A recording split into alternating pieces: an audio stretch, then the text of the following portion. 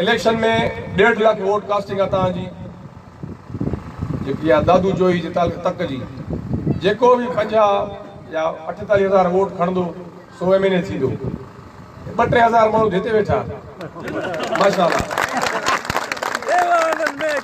2-3 हज़ार माण्हू वटि 40-50 वोट हिननि वटि हूंदो सो अल्लाह ख़ैर कंदो इलेक्शन तमामु सवली आहे हे माण्हू भोखलाड़ जो शिकार आहिनि अल्लाह मुंहिंजी पहिरीं इलेक्शन आहे तव्हां मुंहिंजी शिकिल में ॾिसो मायूसी आहे 30 साल हुकूमत करे वेठा आहिनि रोअनि था रोज़ था इलेक्शन कयो न भुत भी पाण हणनि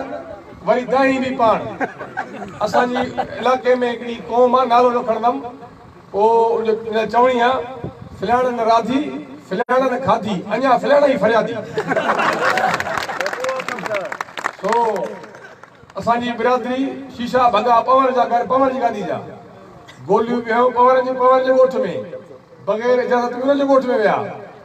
हर शइ भई कड़ी कानून जी कयो इल्ज़ाम मथे तैमूर ख़ान करायो भई कमाल आहे सो महिरबानी कयो असां सभु बिरादरनि खे परमन रहण जी अपील कयूं था इहे जेके जटका तरीक़ा आहिनि सो इहे ख़तमु करणु खपनि इलेक्शन विड़ो 25 तारीख़ ताईं शाम जो तव्हांखे ख़बर पवंदी वेंदी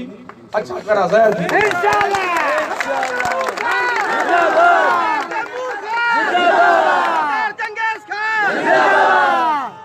हाणे असांजे चवण सां हिकिड़ो कमु थियो आहे छो पीपल्स पार्टी में पीपल्स पार्टी जी असां PS ते सपोर्ट कयूं था पीर मज़रुल हक़ जी छो कयूं था शख्सियत जे करे असांजे कंहिं पार्टी सां सरोकार न आहे मां पार्टी छॾे आज़ाद बीठो आहियां तव्हांजे आसिरे ते मां इलाज जो गंज आहे असां उन सपोर्ट कयूं था पीपल्स पार्टी जा माण्हू सां गॾु बि आहिनि ज़ाहिरी गॾु हिननि खे लिखनि नथा रोज़ हिननि जे करे हिननि जो वोट माइनस थिए थो सो हाणे उहे जियाला असांजा ॿाहिरि असांखे दुआयूं करनि था साईं जॾहिं को तव्हां बीठा हो असांजी अहमियत वधी आहे